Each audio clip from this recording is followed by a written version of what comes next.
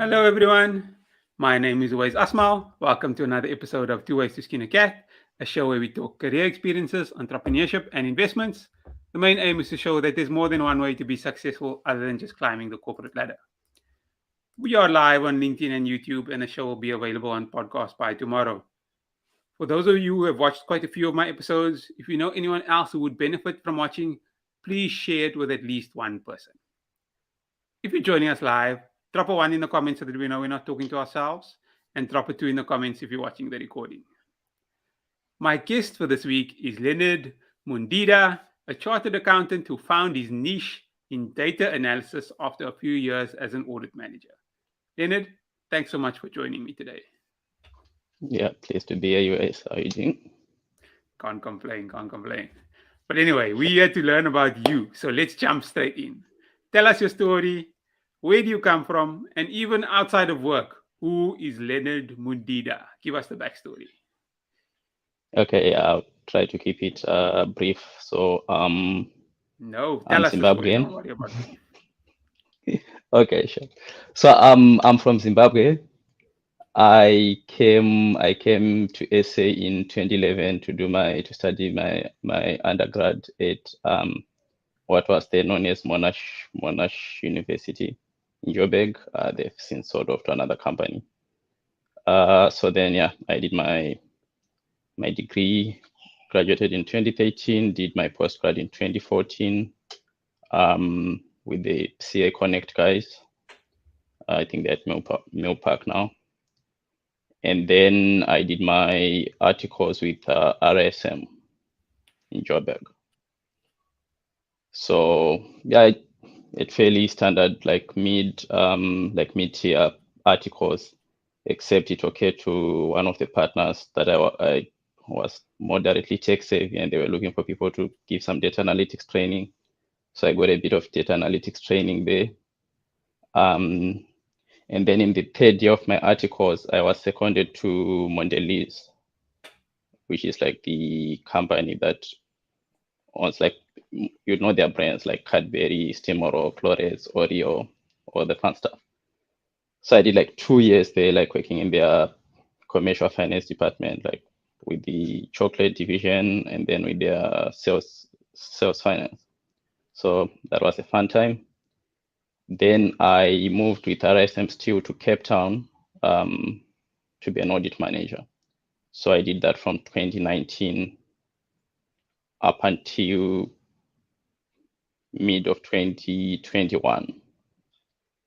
Then I joined a company called Traffic, which is an insurance management company, to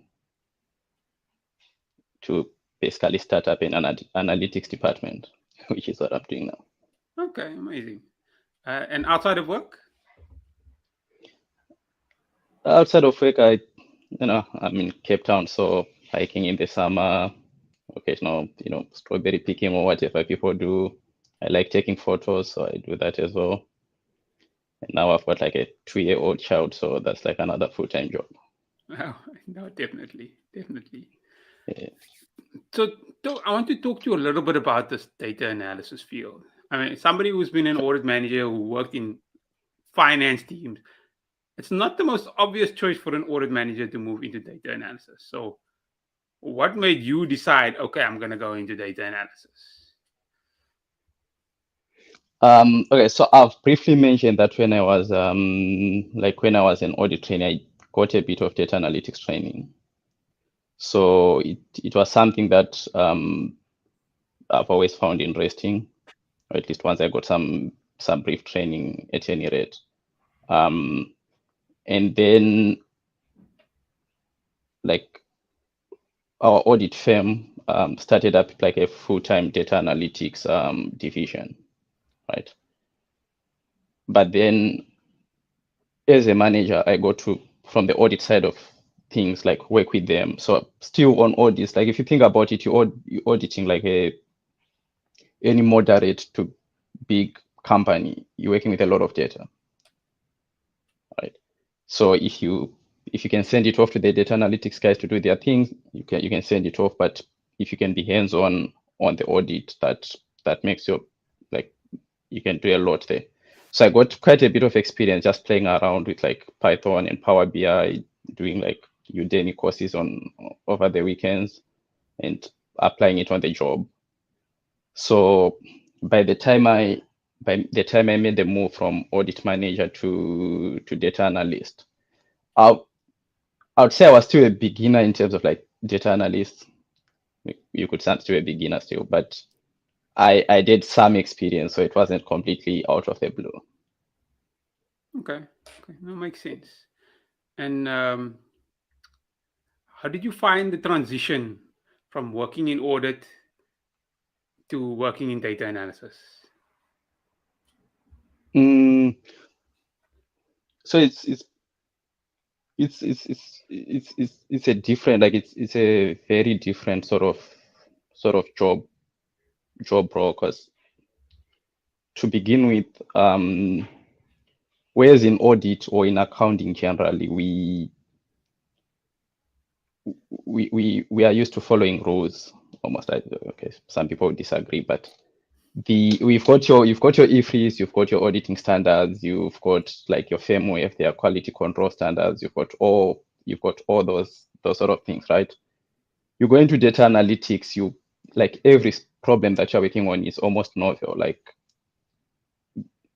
no day is the same as another. It's you're always doing something different. So that is like a challenge that I had in the early days. I would have a task to work on, then the guys would ask me like, how long do you need to work on this?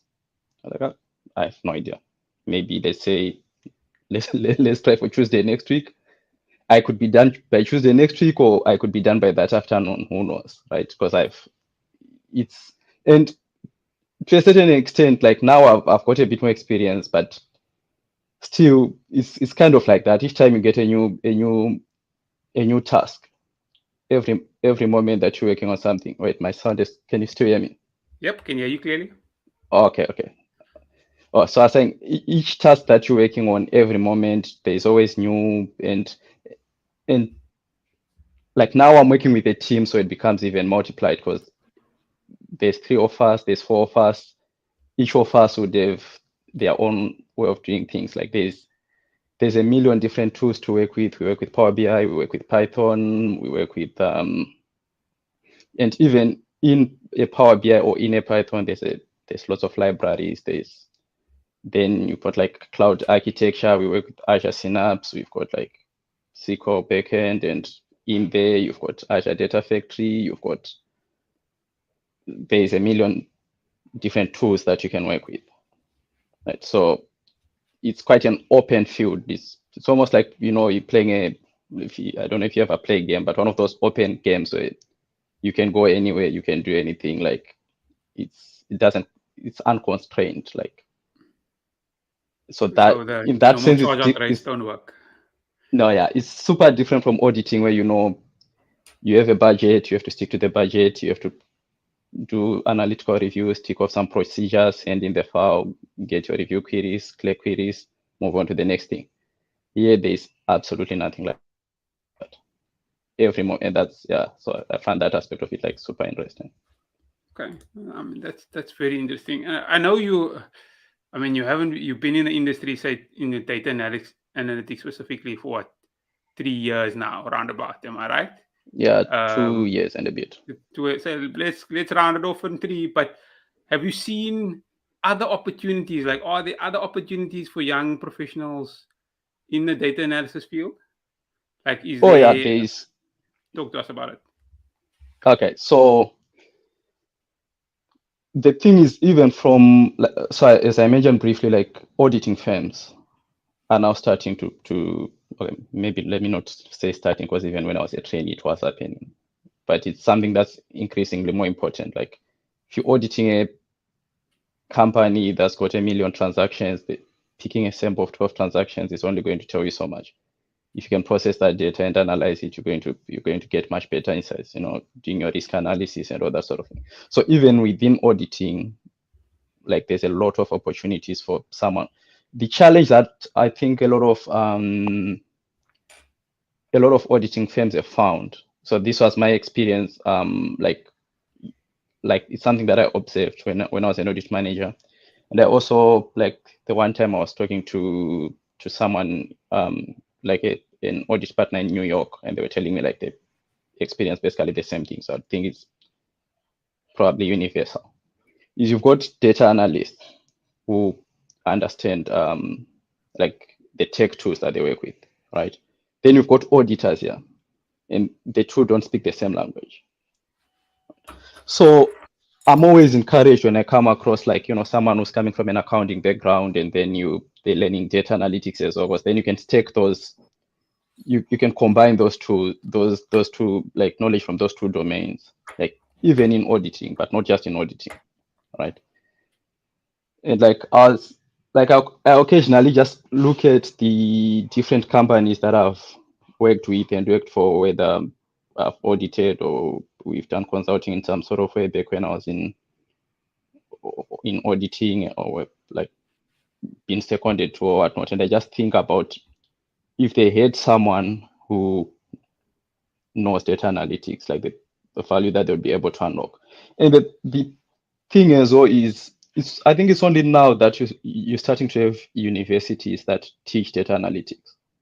Almost everyone that I encounter who does data analytics, like, is self-taught. Like, that's like, it's not just South Africa. Like, you talk to like American data experts, like data analytics experts, Power BI experts, most of them are self-taught.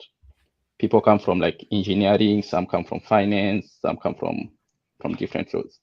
So there are definitely opportunities there. You hit the nail on the head there. Actually, what my next question was, um, are there qualifications required? And even if they aren't, like, where would be the best place to learn? Like, what would be the best place to learn? Or is there a qualification that you recommend, even if it's not like a university qualification? Is there something online? Give us some meat there. Okay, so it sort of depends on if you're talking entry level, right? So yeah, I was going to say it depends on where you're starting from, because the first question is, given the range of tools that are out there, what are you actually what do you learn before you decide where to learn it, right? So my where I am right now, like my primary tool that I work with is Power BI, right? If you're coming from Excel, if you moderately good at Excel and you find it interesting, I would say Power BI is being a Microsoft tool, is the next adjacent. It's a bit easier to get into than other tools. So if you were to go do like a Python or a Tableau or some other tool, like, I think moving from Excel to Power BI is a bit more intuitive, right? And Power BI is like really, really powerful. Like, you can do crazy things with it. So there's a few resources, like there's some YouTube channels. There's a YouTube channel called Guy in a Cube. That's like two senior Microsoft guys who put mostly short videos there that are excellent. Like, that's how my first few months in the job, I was always on YouTube watching those guys.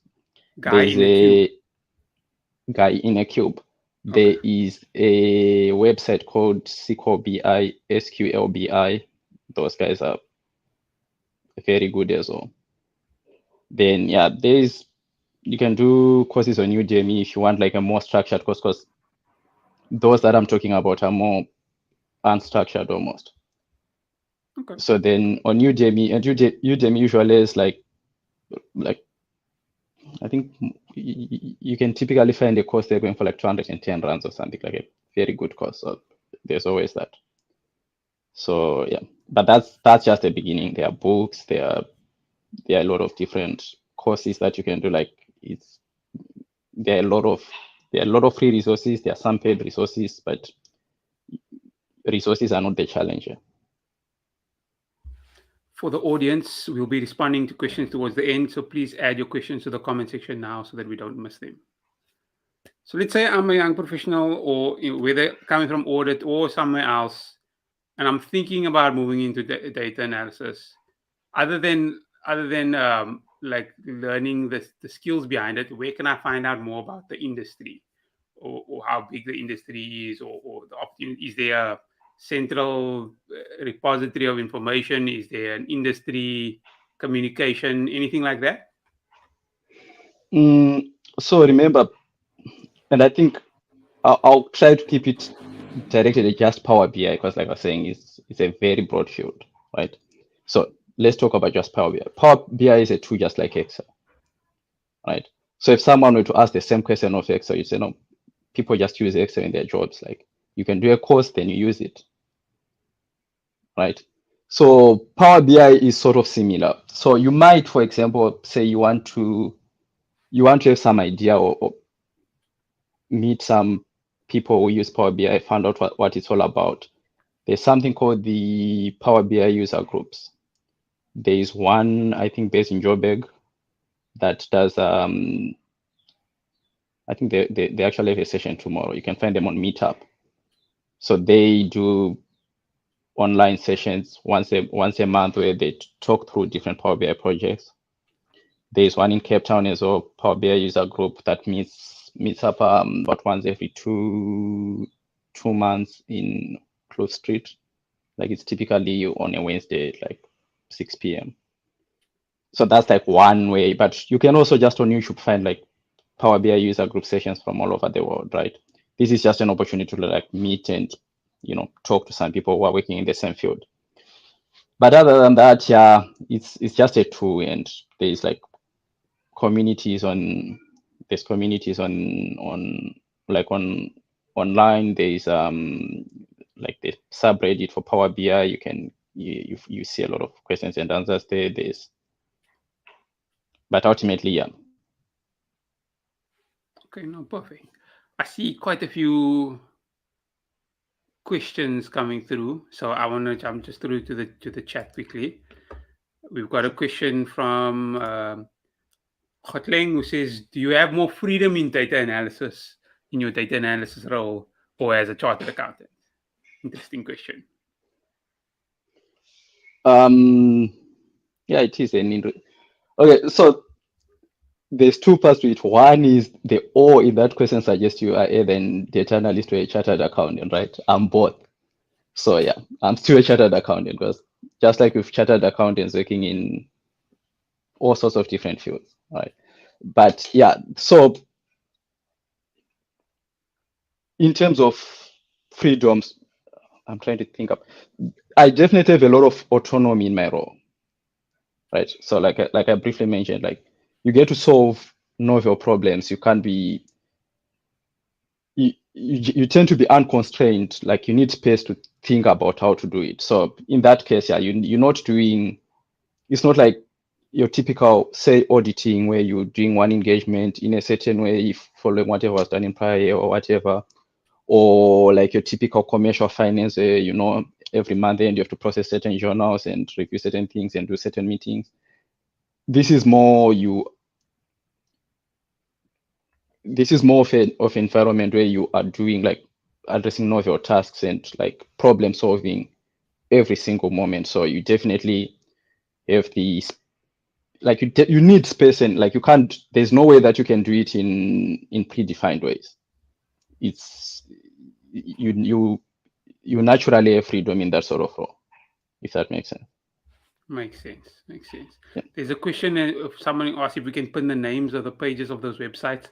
Unfortunately, we don't have access to the LinkedIn chat from this platform, but I'll try.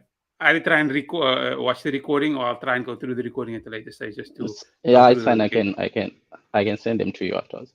Okay, perfect. Thanks so much. Cool. Then we've got a question from Brian, who says he's currently doing his third year and is also part of the data analytics division at Deloitte. You want to find out if there are any other opportunities outside of audit where you can use data analytics. Yeah, so the answer there is definitely like all sorts of companies.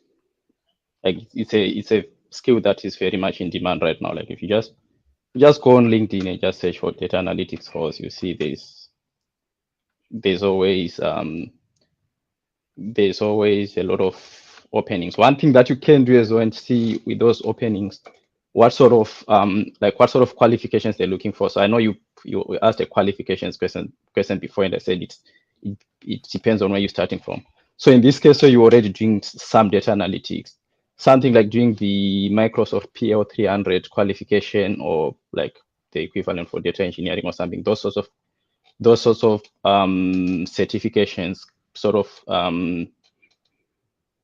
they enhance the experience that you're currently getting. So I'm not sure what sort of training you've had so far, but that's just something to put on your CV that makes you stand out when it comes to looking for those jobs. Okay. And then we've got one last question from Siviwe. He says, in terms of complexity, how difficult is it to acquire the skills as a person with a finance background? It appears more easier for people with an IT background, or at least in hindsight. Thoughts? Yeah. So as I've mentioned, it's quite a broad field. So there are aspects of it that are definitely easier for IT people to get, right? So there are people who like do the backend database administration side of things, like working with SQL databases and whatnot. You've got data engineers, you've got that side of things. I think it's much easier for someone with an IT background, definitely. But when it comes to, say, the front-end data analytics, you almost, because if you think about it, just think about your typical mid-sized company in South Africa. There are a lot of people from a finance background who are doing data analytics in Excel anyway. In your typical company without a data analyst, if the directors or whoever are looking at the financials and they've got a question that needs investigation, what they're going to go to for investigation, they'll go to the finance manager, right? Finance manager will have pivot tables and VLOOKUPs and all the fun Excel stuff. So this is just I don't know how to constrain it, but it starts off as a more efficient way of doing that same thing. Right? So it's definitely not too complex for someone from a finance background, I think. And if I can add, lots of finance people are already doing something of similar complexity just using Excel. Then the moment you realize you can actually automate that and get more insights and make it prettier with Power BI, then you take a small step there, and then a next step, and then a next step. You don't have to. You can, like I say, in some ways, I consider myself a beginner still because there's so much that you can learn. But still, with if you're working with Excel constantly, with like a month of Power BI training, like the things that you can do, it's quite incredible. And maybe just for Siviwe, just to add something, if it's something you're interested in and something you're passionate about, you will find a way. I think if you're not interested in and you don't really want to do it, yes, it's going to be difficult. But if it's something that you're really interested in and something you have a passion about, you will find a way. And I think those are the last questions that have come through from the audience. There's one more question. Do you mind if I slip it in quickly? Got a question from Brian who says, is there a higher expectation of CAs entering the data analytics field? And what is the most appropriate answer to a question posed in an interview? How will you be able to add value to the team as opposed to someone from a CFA or business analyst background who are exposed to data modeling much more than someone in audit?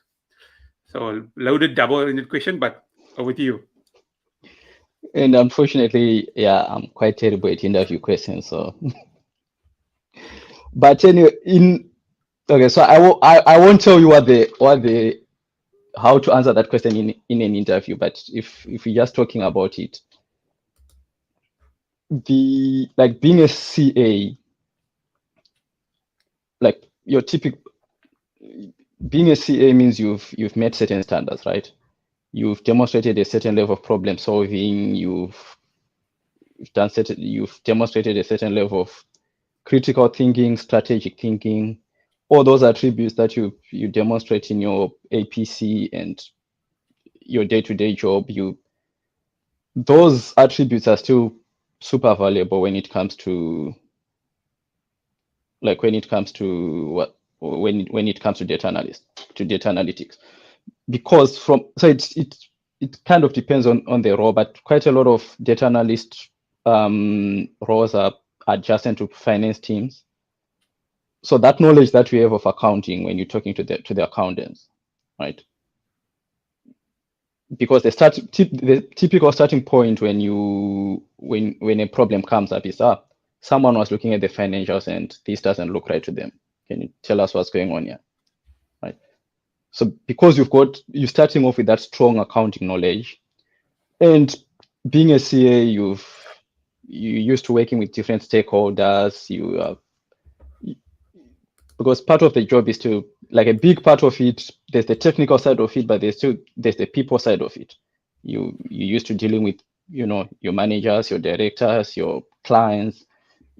If you're working in a role like this where it's an internal focused role, you're not working with an external clients, still they're like operations people, you've got marketing people, sales people, like whoever you're doing the analysis for, those are your clients. So that experience that you have with working with clients comes in valuable. Yeah. And I would say yes, like people definitely have a high expectation of CAs. But from my experience, if you compare to, I would not know about CFA specifically, except when it comes to if you're going into a role that's like managing investments and stuff, then someone who's got a CFA has got very specific. You can get there because we've got some value, like some experience with that sort of thing, but that's what they're specialized in. But with most companies, the data modeling that they're talking about is like, it's the basic management accounting that we did at CTA. It's not that advanced. It's basic Excel modeling that they're talking about. From what I can gather, CFA is generally more focused towards the investment industry. So I agree with you there. Questions coming through, but I don't want to take up too much of your time. Any last few words from you, or anything we didn't discuss that you'd like the audience to know? Yeah, I think for the most part, we've probably discussed Covered all of them. Just about everything. Yeah, maybe I'll just what's it called? I'll just plug like an initiative that I'm involved with like some of my guys from Zim. We've got a little organization called Eon Foundation where we like pay school fees for like kids from disadvantaged backgrounds back in Zim. So that's just something that I do in my spare time. That's a great way to end. I think we've covered all the bases. And if you can put some of those links or on the chat, if you do get onto the LinkedIn, that would I see some of them would sincerely appreciate it. The show has been live on YouTube and should be available on podcast by tomorrow. If you're watching on YouTube and listening on the podcast and you feel it has added value, don't forget to like, subscribe, and click on the notification bell to get automatically notified when the next episode comes out. Leonard, thank you so much for your time. It's been a pleasure. Thanks, everyone, for joining us for another episode of Two Ways to Skin a Cat. Goodbye.